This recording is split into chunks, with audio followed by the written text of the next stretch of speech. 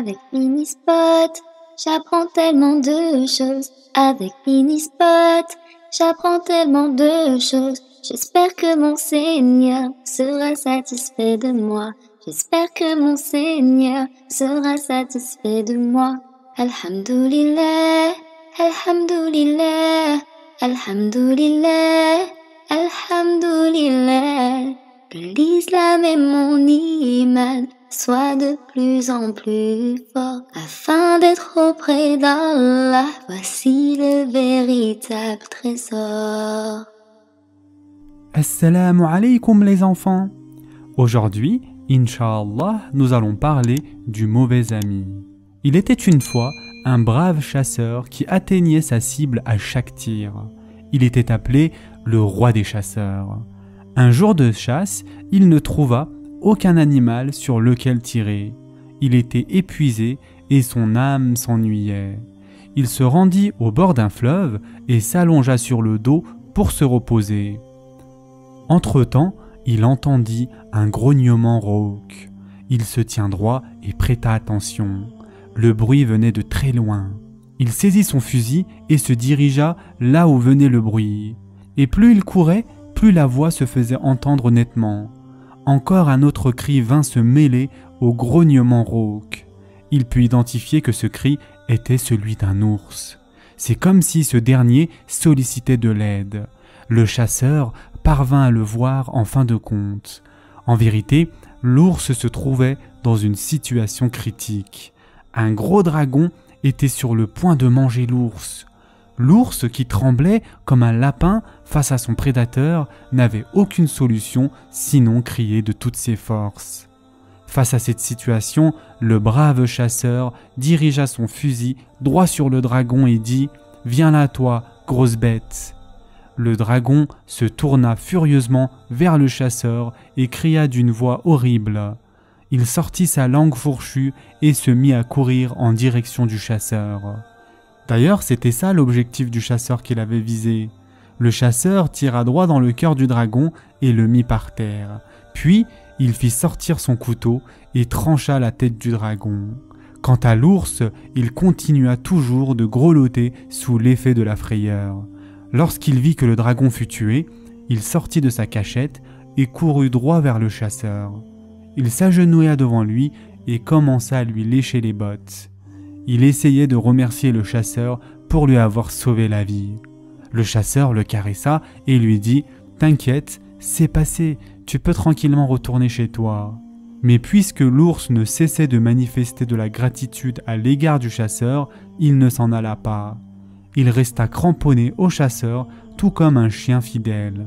Partout où le chasseur se rendait, il le suivait de près. Le chasseur finit par lui dire « Mais voyons, ça suffit maintenant, tu n'es redevable de rien vis-à-vis de moi, allez, va-t'en donc !» Suite à ces mots, l'ours regardait le chasseur d'un regard plein d'amour et d'innocence. Le chasseur le chassa en vain, mais il ne s'en alla pas. Pour finir, il lui dit « Cela veut donc dire que tu ne veux pas t'en aller ? Qu'allons-nous faire ? Ok, viens. Puisque tout le monde a chez lui un chat ou un chien domestique, moi aussi je décide de te garder avec moi. » Ce jour, il construisit devant sa maison un abri pour l'ours. Tout comme un chien, l'ours assurait la garde du chasseur. Un jour, le chasseur tomba malade. Il fut cloîtré dans son lit et il ne pouvait rien faire. L'ours fut tellement touché par la maladie de son maître qu'il décida finalement de rester auprès de lui dans la maison. L'ours ne se séparait point de son lit. Pendant la nuit, lorsque la couverture de son maître tombait, il le couvrait et essuyait sa sueur. Quand le chasseur vit l'ours lui manifester une telle bonté, il ne manqua de lui dire « Puisses-tu vivre longtemps ? Je ne savais pas que les ours pouvaient être si fidèles du fond du cœur. » Un jour, le chasseur reçut la visite d'un ami. Lorsqu'il frappa à la porte et qu'on la lui ouvrit, il vit un énorme ours dressé devant lui au point qu'il fut apeuré.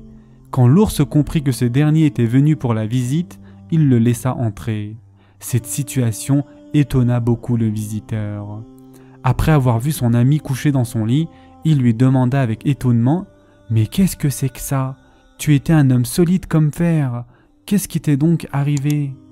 Il lui répondit « Ne me pose pas la question, mon ami. Sous l'effet de la maladie, un homme solide comme fer peut être affaibli jusqu'à ce point. Finalement, je suis devenu dépendant d'un ours. » L'ami lui dit « C'est vrai, que fait cet ours ici ?» Le chasseur raconta tout ce qui se passa à son ami en terminant ainsi « Eh bien voilà, il se cramponna à moi et nous sommes devenus en fin de compte des amis. » Le visiteur se mit à rire aux éclats. « Mais tu l'as fait, mon frère, tisse-t-on des liens d'amitié avec un ours ?» Le chasseur rétorqua ainsi « Et pourquoi pas?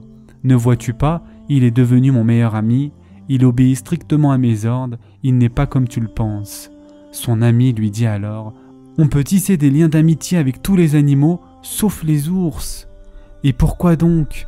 Car les ours sont stupides, ils ne savent pas discerner le bien du mal. Ils reconnaissent pourtant le bienfait. Peut-être oui, mais quand ils décident de faire du bien, ils font le contraire sans en être conscients.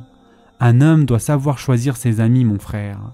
S'il choisit un dépourvu d'intelligence comme ami, il le fera sûrement confronter à des calamités. J'ai un conseil pour toi. Libère le plus tôt possible cet ours et éloigne-toi de lui. Le chasseur fut en colère contre son ami. Il était désemparé et répliqua ainsi « Non, je suis témoin de la bonté de cet ours. Je ne peux donc chasser un tel ami fidèle. » Son ami réagit « Je te le dis, tu vas le regretter. » Le chasseur s'écria en colère « Ah, toi aussi tu confonds tout. À présent, tu essayes de me séparer de mon ours. Ça suffit maintenant, tu peux t'en aller. Je suis fatigué et je dois me reposer. » Le chasseur, après que son ami soit parti, plongea dans un sommeil profond. L'ours, le voyant endormi, s'assit au chevet du lit et pria pour que son maître guérisse le plus tôt possible. Entre-temps, une mouche vint sur le nez du malade. L'ours essaya de la chasser avec ses pattes, mais la mouche, obstinée, revint et s'assit cette fois à côté de la bouche du chasseur. L'ours la chassa à nouveau, mais la mouche était tellement effrontée, revint se poser sur le visage du chasseur. L'ours commença à se mettre en colère. Plus il chassait la mouche, plus elle revenait. Finalement, il fut épuisé de la chasser. Et la mouche, quant à elle, n'était pas fatiguée de jouer à ce jeu. Elle revint donc se mettre au milieu du front du chasseur. Emporté par la colère, l'ours se leva, sortit de la maison, prit dans le jardin une énorme pierre et revint dans la maison. Il observait la mouche qui se déplaçait tout doucement sur le front du chasseur. Il souleva la pierre avec rage en disant « Vas-y, tiens ça !» Il jeta la pierre au visage de son maître. Finalement, il put tuer la mouche, mais qu'en était-il du chasseur? Lorsque l'ours souleva la pierre, il vit que la tête de son maître fut aplatie. Il commença à regarder bêtement autour de lui et laissait entendre déconcertement ces mots. Mais que lui est-il arrivé? Les chers enfants, notre bien-aimé prophète, sallallahu alayhi wa sallam, a dit « Le bon compagnon et le mauvais sont comparables à un vendeur de parfum et un forgeron. Soit le vendeur de parfum t'en donne de son parfum, soit tu profites de la bonne odeur. En ce qui concerne le forgeron, soit il brûle ton vêtement, ou soit il te dérange avec sa mauvaise odeur. » Et ce hadith a été rapporté par Muslim. Ce sera tout pour aujourd'hui. N'oubliez pas de vous abonner et d'activer les notifications afin de ne rien rater. À très vite les enfants pour le prochain épisode.